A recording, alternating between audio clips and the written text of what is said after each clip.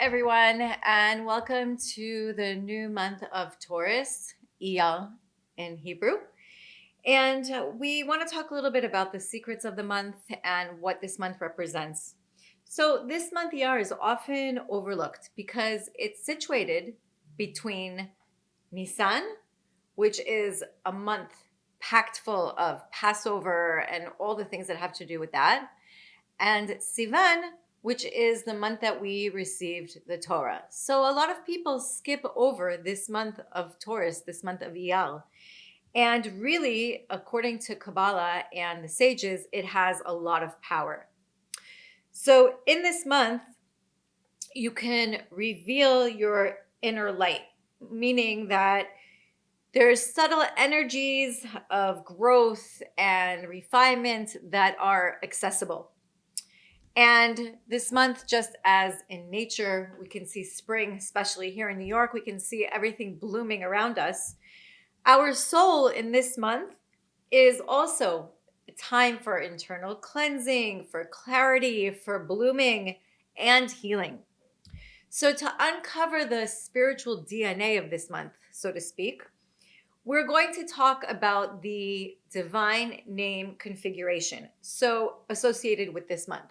So every month has a different configuration of the divine name. So the simple divine name is Yud K Vav K.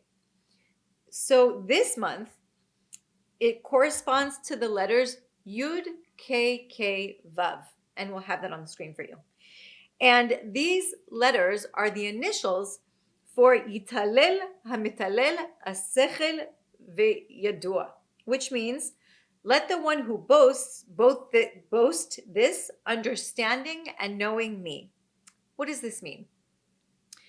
This name reflects the power of wisdom, which is, according to Kabbalah, inward, looking inside, contemplating, and having that intuitive wisdom inside of us. And it corresponds to also deeper understanding. So not just through noise and holidays and all these things, but through thoughtfulness and introspection, which is really the spiritual work of this month. So in Nisan and Pesach, we have all of the bells and everything that goes around the holiday of Passover. And in Sivan, just in the beginning of Sivan, we have the giving of the Torah. And Iyar falls in between quietly. It's a time that we need to take to look inside, to see how we can work on ourselves. And from this inner wisdom, we transition into one of the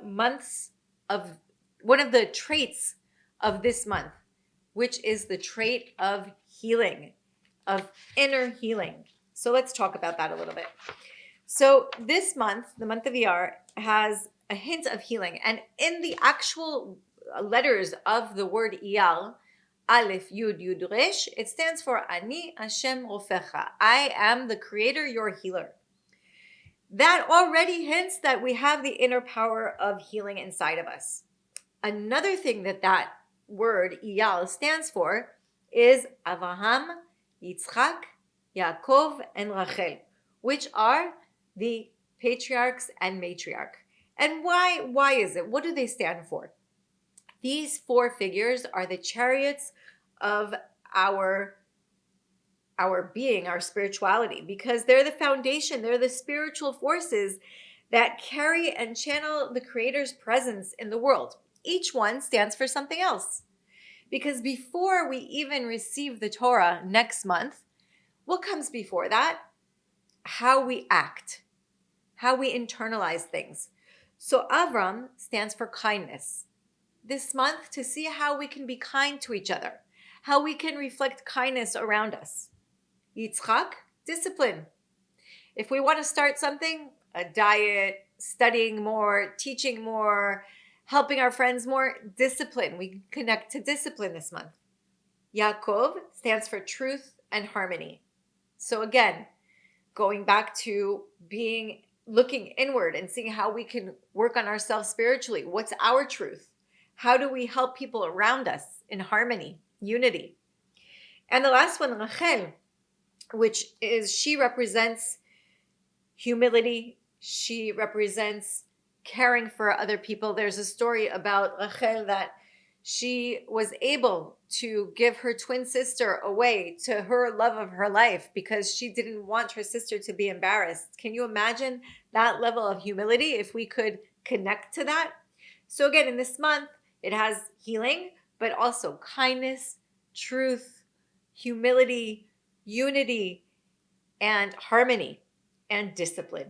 Those are the things that come before everything. It's the matter of loving thy neighbor as thyself. It's all of the traits that we want to be able to connect to.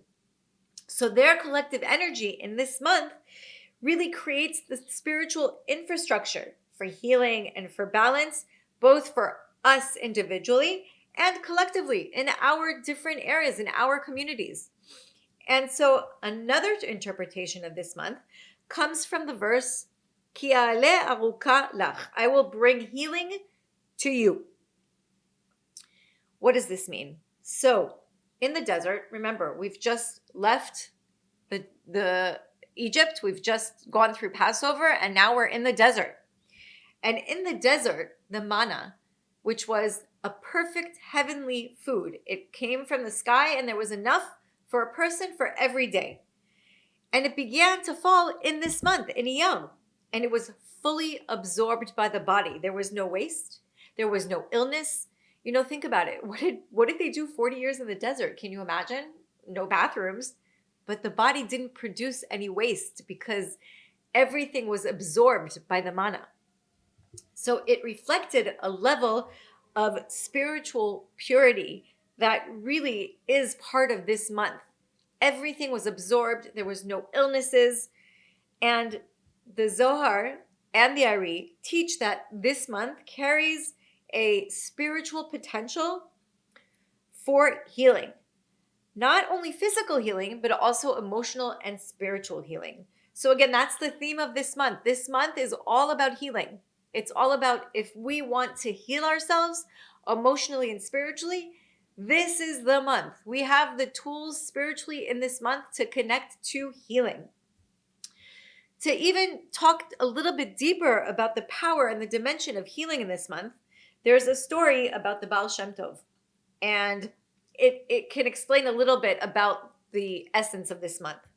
So one day, in the spring, the Baal Shem Tov told his students that they were going on a journey. And as often he did, he gave no explanation, and the students, of course, went with him.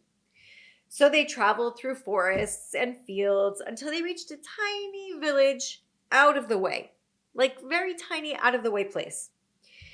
The Baal Shem Tov walked directly to a small little hut, and he knocked gently on the door. And a simple farmer answered the door, and he was so startled to see the Baal Shem Tov. Everybody knew who the Baal Shem Tov was, and he was like freaking out on his doorstep. And the Baal Shem Tov asked him, "Can I have a glass of water and a piece of bread?" The man rushed to serve him. He had a crust of bread and a clay cup of water, and he gave it to him. That's all that he had. And the Baal Shem Tov made the blessings over the water and the bread and then blessed him, and he ate quietly, and he turned to the farmer and he said, "Do you know that your prayers and acts of kindness have healed many, many souls who may not realize it, but in the heavenly realms, your name is spoken about with great honor. Your quiet faith, your quiet emunah, your whispered prayers, your humble kindness, they are the hidden medicine for the world." And the man was stunned. He was like, "Me? I'm not a scholar. I don't know much Torah. I can barely read." And the Baal Shem Tov said to him, "Not all healers wear white coats.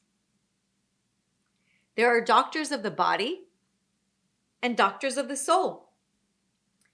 Your sincerity, your faith, these are the medicines of this month.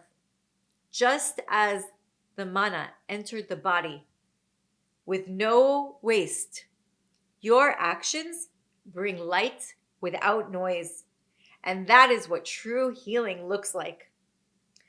Later, when the students asked the Baal Shem Tov why he had gone so far for such a simple visit, he told his students, this hidden righteous person, the Creator wanted someone in this world to honor him, just as the heavens do. And I wanted you to understand what it means to heal in silence with a pure heart in this month of Iyar. So basically, this story shows us in a beautiful way what Iyar stands for. It's a quiet month. There's really not much happening in this month. But it's a time when inner purity and quiet faith and sincerity and intention that we have can bring the deepest healing. Now, we know that every month has a corresponding part of the body. And the body part of this month is the right kidney. And according to the Book of Formation, Sefer Yetzirah, this part is the right kidney. Why is it the right kidney? Because we're told in the Gemara, the kidney gives counsel. The kidneys, according to Kabbalah, are more than just physical organs, of course. They are seen as filters of thought. So it's a guide for the soul. It's sort of like a moral inner compass. And the right kidney is associated with chesed, which is kindness, bigger thinking, positivity, and it helps us choose gently and wisely. And that's in alignment with the Creator. So in this month, when we grasp the actual positivity of this month, the role of the kidneys is to direct us. It's to help us clarify our intentions. It's to filter our inner world and prepare us for the revelation of the giving of the Torah in Sivan in the next month. Which brings us to one of the ultimate purposes of the refinement, which is the receiving of the Torah.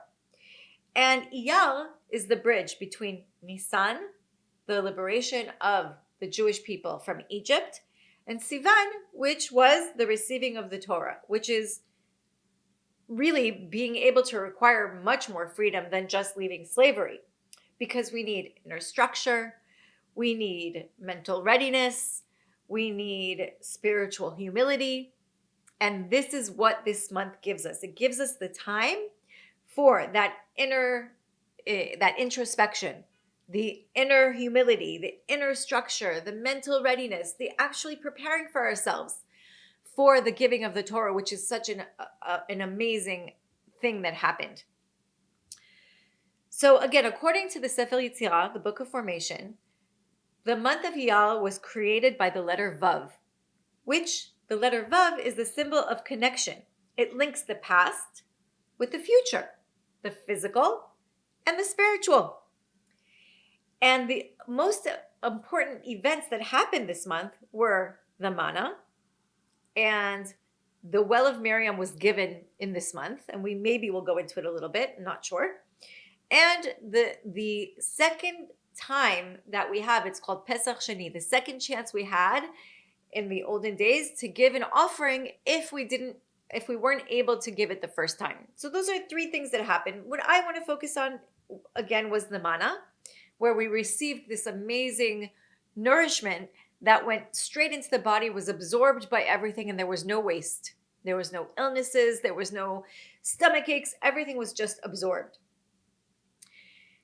All of these moments are in order for us to get ready, in order to cleanse ourselves. And when our vessels are pure, that's when we'll be ready. And it says the Torah was only given to those who ate the manna. What does that mean? Only those who lived and who can live in a state of faith, of refinement, of spiritual growth, of purity, can truly receive the Torah in Sivan.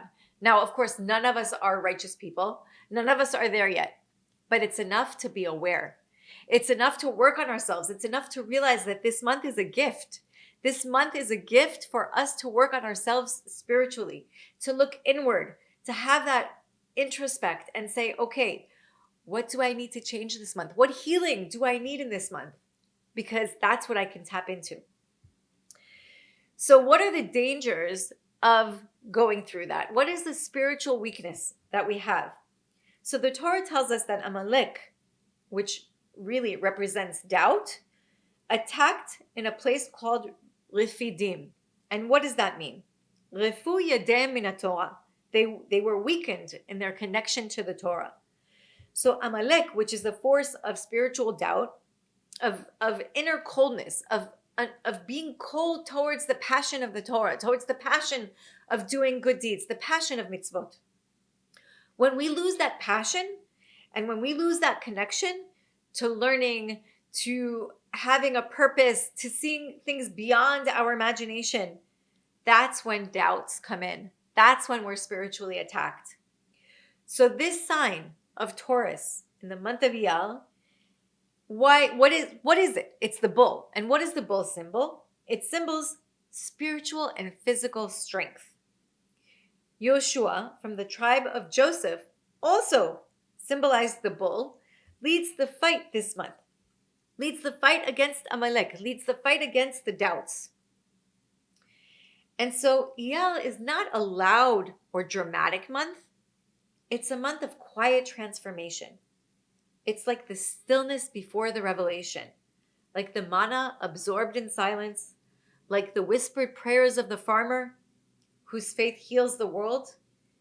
This Nisan, when it actually freed the body, and Sivan, when we elevate our soul, Iyar frees the mind.